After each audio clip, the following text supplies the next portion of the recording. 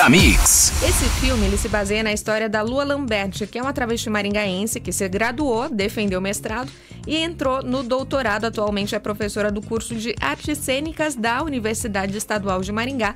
E quem vai contar todos os detalhes dessa produção pra gente é o Vitor Faria, que está ao vivo com a gente no estúdio. Seja bem-vindo ao Jornal da Mix. Muito bom dia, Brenda. Muito bom dia a todos os ouvintes. E começa o dia já no desespero de quem não fez a declaração do imposto de renda ainda. Já fica com esse susto. Já fico com esse susto logo cedo.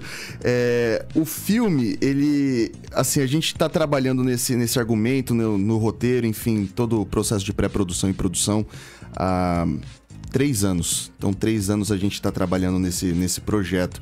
A princípio, eu tinha a vontade de fazer um documentário com uma peça de teatro junto, que essa é a ideia do nosso filme. A gente mescla uma peça de teatro com um documentário.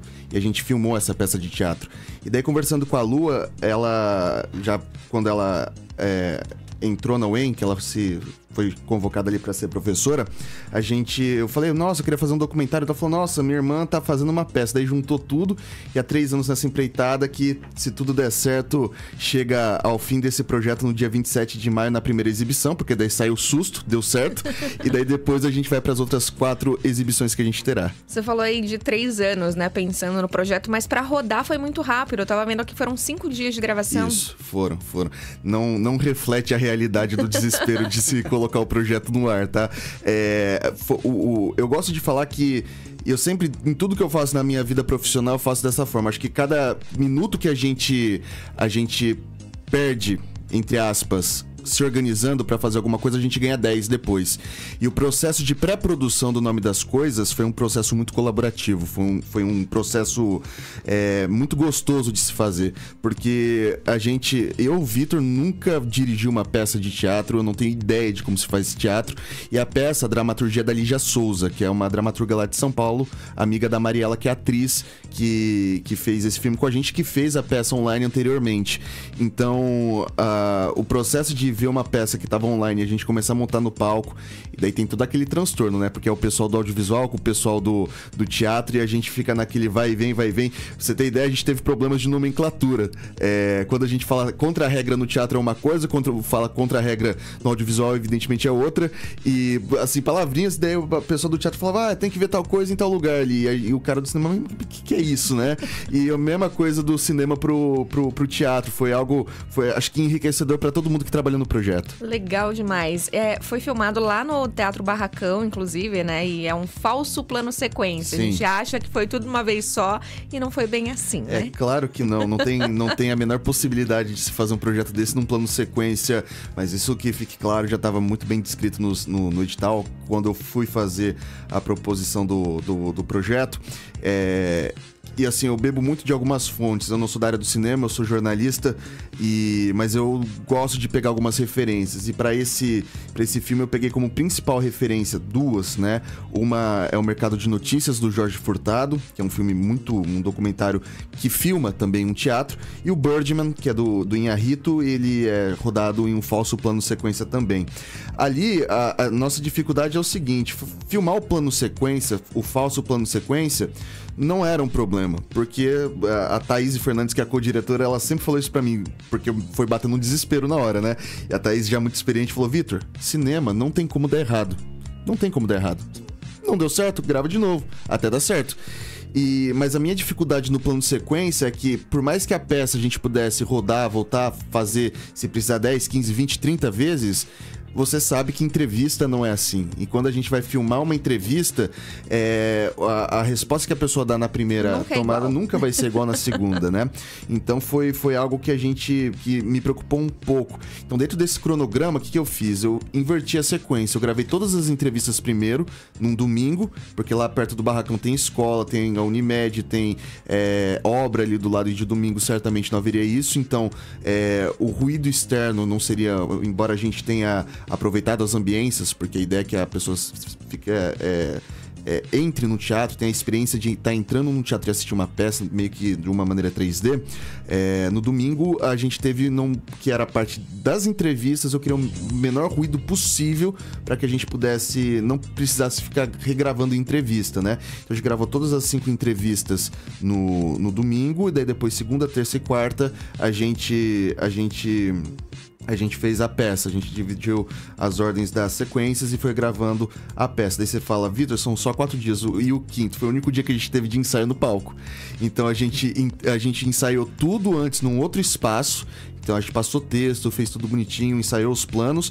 Só que a gente teve só um dia para ensaiar com o Steadicam, que é um equipamento, com o Dan, que foi o operador de câmera principal, e no palco mesmo, porque a dimensão de palco é diferente, a profundidade das coisas é diferente. Então a gente teve um dia para ensaiar tudo no palco e outros 4 dias para poder gravar. Aí você, ouvinte Mix, conhecendo os bastidores da produção de um filme, de uma peça, ao mesmo tempo. João Guilherme não tinha ideia que era assim. Não fazia ideia. Que era tudo isso, assim.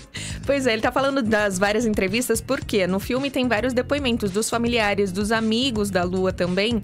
E tem um detalhe, que tem uma relação entre irmãs, que é contada ali. Explica essa história pra gente, Vitor. Isso aí foi algo que também, essa parte foi muito colaborativa, porque quando eu tava conversando com a Lô sobre contar a história de uma travesti, sempre entra muito naquele ostracismo do... meio que marginalizando a figura, né? Então, quando você vê o noticiário de maneira geral, acaba sendo quase uma figura abjeta quando a gente tá falando de travesti. E não é isso que é a realidade. A gente tem muitos casos de sucesso. A Lua é um caso de sucesso, não que ela seja a regra, mas também não é uma exceção. Então, eu acho que a gente construiu uma narrativa nas entrevistas muito coerente do ponto de vista da ascensão dela desde criancinha, passando por toda a transição, ela conhecendo o teatro, ela entrando na graduação, ela sendo professora. Então a gente conseguiu, por um lado, traçar essa narrativa de uma maneira bem clara. De maneira concomitante, a história que a gente narra no teatro, ali no palco, ela é muito quentinha, esse é o adjetivo que a Lua fala, porque é basicamente a relação entre irmãs, né? Eu tenho meu irmão e eu me identifiquei diversas vezes com trechos da peça. Então, a calça que pegou e não devia, porque a calça é minha e meu irmão pegou, entendeu? É a mesma coisa que acontece. Então, o escopo da peça ali é a relação entre as irmãs. E você percebe que o problema da travesti... O problema não, né? A questão da travestilidade não é um problema, aí sim, pra Mariela, mas sim pegar a calça. É a relação entre irmãs, acaba sendo essa questão... mais pessoal, íntima das relações familiares. E eu acho que isso que é o bacana do filme. A gente conseguiu mesclar esses pontos de uma maneira, acredito, bem gostosinha. Quem nunca, né? Quem nunca brigou com o irmão porque viu, inclusive a minha que não me ouça hoje, porque várias vezes ela já me pegou, essa blusa é minha! Acontece, gente, nas melhores casas. E essa questão, você tava falando, né? A transição ali de... Ninguém nasce.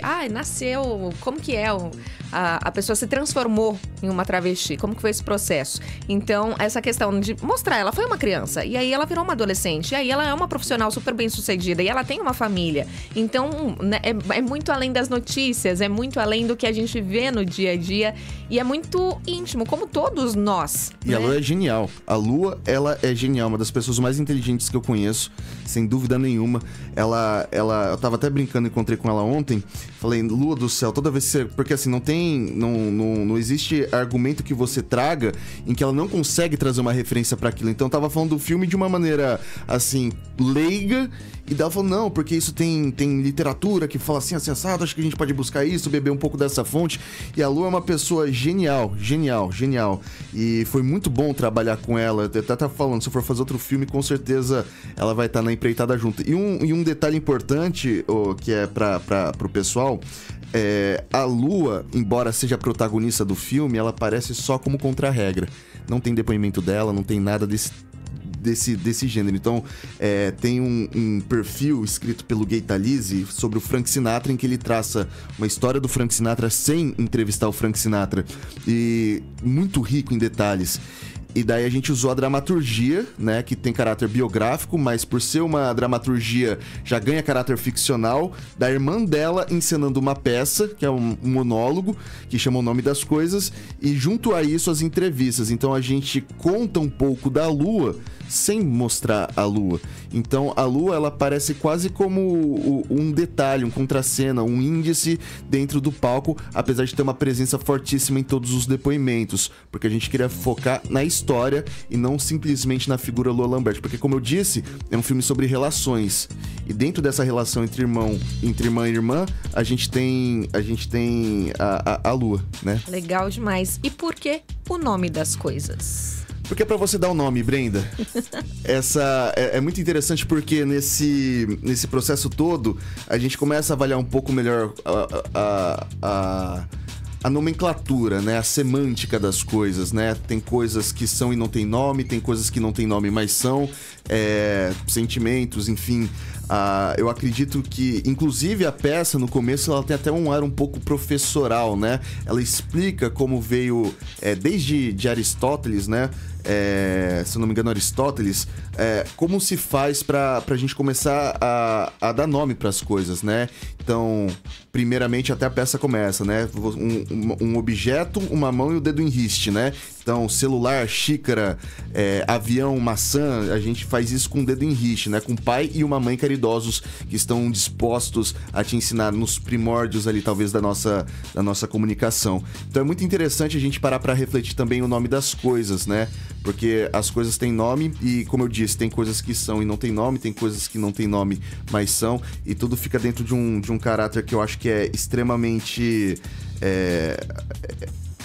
É pessoal, é regional, é social, é muita coisa. Porque mandioca aqui tem aipim, e você muda, a mesma coisa tem vários nomes, entendeu? Muda com a língua, dentro de uma mesma língua.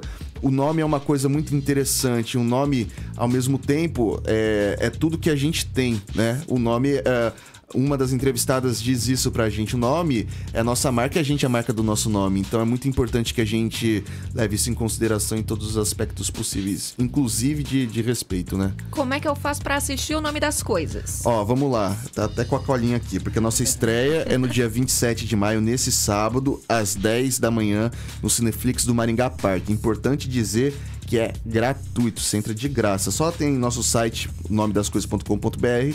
Só se cadastra lá pra gente ter o controle de quantas pessoas vão, pra ninguém ficar de fora, né? E daí depois a gente vai ter no plenário da Câmara dos Vereadores no dia 30 de maio, às 7h30 da noite. A gente vai ter no CAC, no Centro de Ação Cultural Márcia Costa, dia 2 de junho, às 7h30.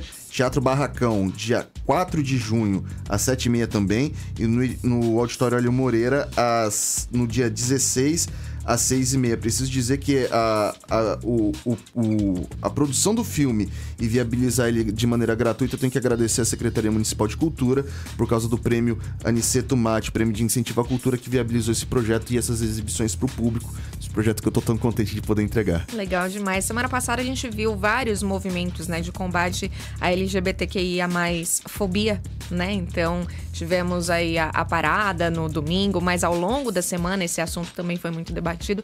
E é um assunto que vai estar presente também, não só no filme, mas vocês terão rodas de conversa sobre isso. Sim. E precisa ser tratado aqui. Por que você trouxe esse assunto para um documentário em Maringá? Indignação, Brenda. Indignação. Para além da história, que eu disse que tem os aspectos, eu acho que mostrar o exemplo da Lua é importantíssimo para a cidade como um todo. Eu vou te falar por quê. Bem na época que eu tava escrevendo o argumento e o roteiro desse filme, foi quando a Câmara dos Vereadores negou a lei do nome social e também a lei da criação do Conselho LGBTQIA+, daqui da cidade. Então, o poder público, representantes da sociedade... Então, o pessoal fala, democracia. Democracia não é isso. Democracia é vontade da maioria, só que em respeito de minorias. Então, você tem que dar alicerces básicos para que as pessoas possam... sobreviver, sabe? E a questão do nome social não é uma questão burocrática, uma questão técnica, é uma questão de respeito, né?